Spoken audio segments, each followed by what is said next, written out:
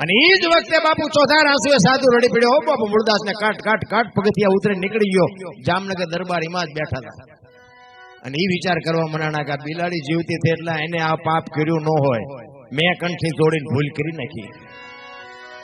અને બાપુ જાતા હતા ને હળી કાઢીને બાપુ વાય દરબાર ધોડ્યા હોય કે એ બાપુ ઉભા રહ્યો, એ બાપુ ઉભા રહ્યો. મૂળદાસ ઉભા નથી રહેતા.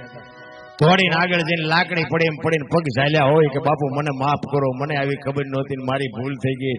તેથી મૂળદાસ કહે છે કે અરે દરબાર દરબાર, હું તારી પાસે જ આવ્યો હતો, ઠેઠ અમરેલી થી તારી પાસે ધક્કો કર્યો તો. મને એમ થયું કે જગત નો સમજે, તું તો 5-25 ગામનો ધણી હતો, તને મારા ઉપર ભરોસો ન આવ્યો.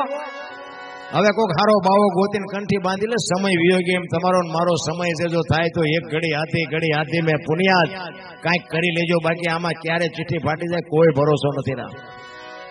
એટલે દાસી જીવન ની બાપુ વેદના છે. દાસી જીવન વાણીમાં કે છે કે ઈશ્વર મારે મારી વેદના કેવી છે એનો બાપુ આમાં દાખલો આપ્યો છે.